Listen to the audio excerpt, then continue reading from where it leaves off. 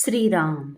साधक हो, सध्या आपण सोमवार ते शनिवार श्री ब्रह्मचैतन्य गोंदवलेकर महाराज यांच्या परंपरेतील साखरखेर्डा येथील संत परमपूज्य श्री प्रल्हाद महाराज यांचे श्री देवीदास अमृत मोहोरीला लिखित संक्षिप्त चरित्राचा आस्वाद घेत आहोत.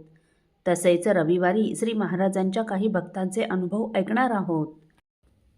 1972 साली श्री महाराज रामकार्यार्थ मलकापूरला आले होते. त्यावेळी श्री महाराजांबरोबर जिजीमाय, विनायकराव व कैलास होते. बाळकृष्णराव देशमुखांकडे महाराजांचा मुक्काम होता. दुसऱ्या दिवशी गावातील अनेक भक्तांनी पाद्यपूजेसाठी महाराजांना घरी बोलावले. त्यावेळी कैलास महाराजांबरोबर गेला. विनायकराव व जिजीमाय रामाजवळ बिऱ्हाडीच थांबले होते.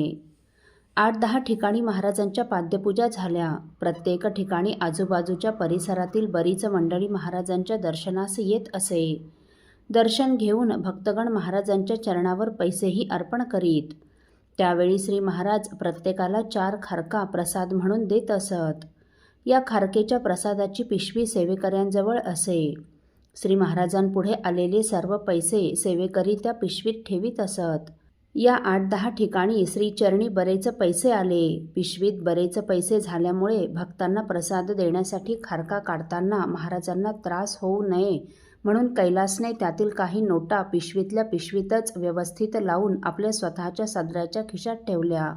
तेथून श्री महाराज प्रभाकरराव डोरले यांच्याकडे आले. तिथेही त्या भागातील बरीच मंडळी महाराजांच्या दर्शनासाठी आली. प्रभाकररावांनी महाराजांची पाद्यपूजा केली. आरती झाल्यावर महाराजांचे दर्शन व प्रसाद घेऊन ही आलेली मंडळी समोरील बैठकीत बसली. तिथे त्यांचे दूध, चहा, पाणी वगैरे चालू असताना मलकापूरचा एक गरीब ब्राह्मण महाराजांच्या दर्शनास आला आणि महाराजांना साष्टांग नमस्कार करून महाराजांसमोर हात जोडून उभा राहिला व अत्यंत गहिवरून महाराजांना म्हणाला, महाराज, माझी आर्थिक स्थिती अगदीच सामान्य आहे आणि त्यात पुढच्या महिन्यात माझ्या मुलाची मुंज व मुलीचे लग्न ठरले आहे. तेव्हा आपण काही मदत करावी अशी आपल्या चरणी विनंती आहे. श्री महाराज कुणाही याचकाला कधीच विनमुख पाठवीत नसत. त्यांनी लगेच खारकेची पिशवी पैसे काढण्यासाठी म्हणून जवळ घेतली व त्यात हात घालून पाहतात तो काय, त्यात फारच थोडे पैसे होते. तेव्हा जवळच उभा असलेल्या कैलासला महाराज म्हणाले, अरे बाळ, यांना पैसे द्यायचे आहेत. तेव्हा तू बिऱ्हाडावर जाऊन रामाच्या पेटीतून 2000 रुपये घेऊन ये. त्यावेळी श्री महाराजांचं बोलणं इतकं हळू असे की ते ज्या व्यक्तीशी बोलत त्यालाच केवळ ते ऐकू येई.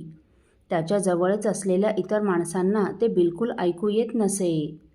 तेव्हा कैलासने मनात विचार केला की महाराजांचे पैसे तर आपल्याच जवळ आहेत, मग बिऱ्हाडी कशाला जायचं.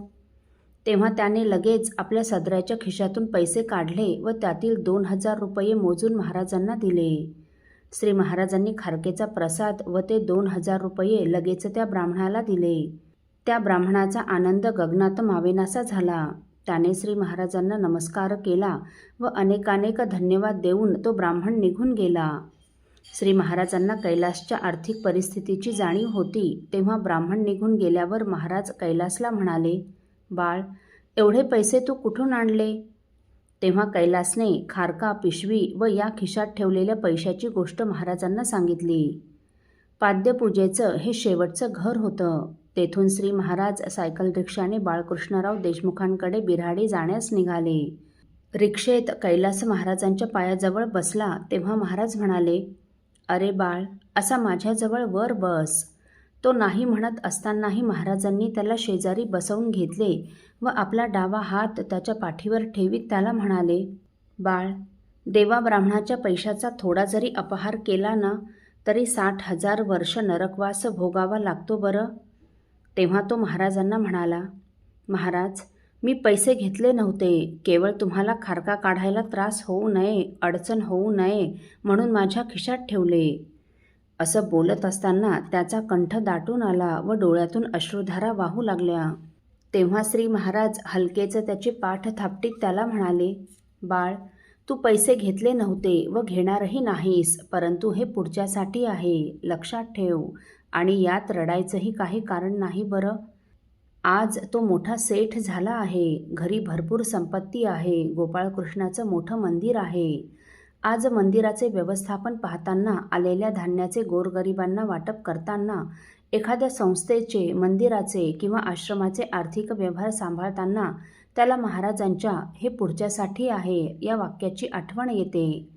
महाराजांनी पाठीवर ठेवलेल्या त्यांच्या प्रेमळ करकमलांचा स्पर्श जाणवतो व तो एकूणच सर्व प्रसंग आजही त्याच्या डोळ्यासमोर अगदी जशाच्या तसा स्पष्ट उभा राहतो.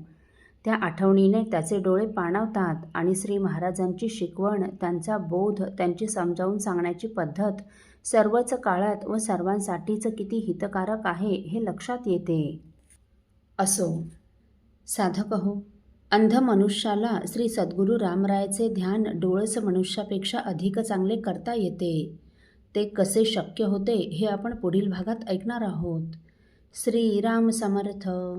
आपल्यातील कोणा श्रींच्या भक्तांना श्रींचे काही अनुभव आले असतील तर कृपया आपण मला ते 9422843253 अथवा सुनील दादांच्या 9892608401 या व्हॉट्सअप नंबरवर कळवावेत अशी नम्र विनंती. श्रीराम समर्थ.